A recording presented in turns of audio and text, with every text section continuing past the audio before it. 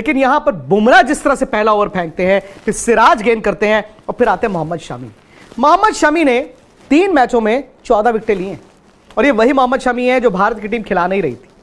क्यों? क्योंकि टीम को शार्दुल ठाकुर की ऑलराउंड एबिलिटी में ज्यादा विश्वास था। टीम कहती थी यार 8 नंबर पर बैटिंग चाहिए होगी और वो गलत भी नहीं था। लेकिन जैसे जैसे ये वर्ल्ड कप आगे गया है, आप खुद देखेंगे इंग्लैंड और इंडिया में यही फर्क है। इंग्लैंड के पास ऑलराउंडर्स बहुत हैं, वो ऑलराउंडर्स जो थोड़ी बैटिंग थोड़ी बॉलिंग करते हैं लेकिन काम चल जाता है। इंडिया के पास और इंडिया में यही फर्क है। इंग्लैंड के पास ऑलराउंडर्स बहुत हैं, वो ऑलराउंडर्स जो थोड़ी बैटिंग थोड़ी बॉलिंग करते हैं लेकिन काम चल जाता है। इंडिया के पास इस टीम में कोई ऑलराउंडर ही नहीं है भाई। आपके पास 5 गेंदबाज हैं और आपके पास विकेट कीपर मिला के 6 बैट्समैन हैं, लेकिन वो काम कर रहे हैं। तो कभी कभी क्या होता है ना, क्रिकेट आपको वो रास्ता दिखाती है जहां पर आपको ऑलराउंडर्स के पास जाना पड़ता है। आपके पास हो तो बहुत अच्छी बात है, 2011 की तरह के ऑलराउंडर्स हो तो बहुत अच्छी बात है, लेकिन बिट्स एंड पीसीज में ना आप फंस सकते हैं। अच्छी बात यह है कि भारत स्पेशलिस्ट के साथ खेल रहा है। जब हार्दिक पांड्या वापस आएंगे, भारत को बदलाव करना होगा, जो भी बदलाव उस वक्त होगा। लेकिन भाई ये 3 तेज गेंदबाजों को तो आप हिलाने की कोशिश भी मत करना। जडेजा और कुलदीप यादव तो हैं ही। अब सवाल यह है कि भारत की इस गेंदबाजी को देखकर सामने वाली टीमें क्या कर रही हैं।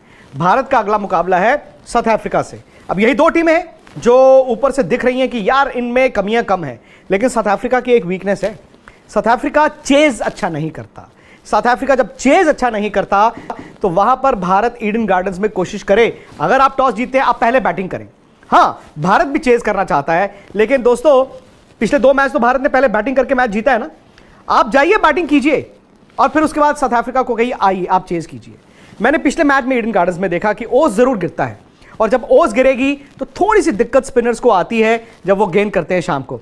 बट एक पैटर्न जो इस पूरे वर्ल्ड कप में दिखा है वो ये है, जब आप दूसरी बैटिंग करते हैं वो पहले 15-18 ओवर जब फ्लडलाइट्स ऑन होती हैं, तेज गेंदबाजों का बॉल हिलता भी बहुत है। तो इमेजिन कीजिए आप साउथ अफ्रीका को बोर्ड पर रन देते हैं, साउथ अफ्रीका चेज अच्छा नहीं करता है और भारत के बुमराह, सिराज और शमी ये उस कंडीशंस का फायदा उठाते हैं जहां पर गेंद हिल रहा हो।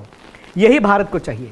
तो ये मुझे लगता है कि अब आपका असला है, ये आपकी ताकत है, ये आपका हथियार है, लेकिन यहां से भारत को वर्ल्ड कप जीतना है। बात है कि एक मैच आप जीतते हैं, फिर दूसरा, फिर 7वां क्वालिफाई कर जाते हैं सेमीफाइनल में। मोस्ट लाइकली भारत का सेमीफाइनल भी शायद वानखेड़े स्टेडियम में ही होगा, यहीं पर होगा। बट ये तो एक अलग ही वानखेड़े स्टेडियम था। यहां जब भारत बैटिंग कर रहा था तो वही वानखेड़े 357 रन। जब भारत गेंदबाजी कर रहा था लग रहा है डरबन में गेंदबाजी कर रहा है। तो ये मुझे लगता है कि आपको समझना होगा कि भारत की टीम कंप्लीट है। जो 4 खिलाड़ी बाहर भी बैठे हैं वो भी इन मैचों में खेले हैं, उन्होंने भी परफॉर्म किया है। तो रोहित शर्मा जिन्होंने इन खिलाड़ियों को बेस्ट निकाला उनमें से, उनको क्रेडिट जाता है। फिर क्रेडिट जाता है आपके बल्लेबाजों पर, उन्होंने भी दबाव को झेला है। मसलन आज का मैच रोहित के रन्स नहीं है, शुभमन गिल से एक बड़ी पारी चाहिए थी, अनलकी वो 92 रन बनाकर आउट हो गए, उन्होंने 100 नहीं बनाया, लेकिन उनका भी तो कॉन्फिडेंस बड़ा होगा। उसके बाद श्रेयस अय्यर के रन्स नहीं थे और श्रेयस अय्यर ने उस वक्त आकर बैटिंग की जहां थोड़ा सा ना भारत फंस सकता था।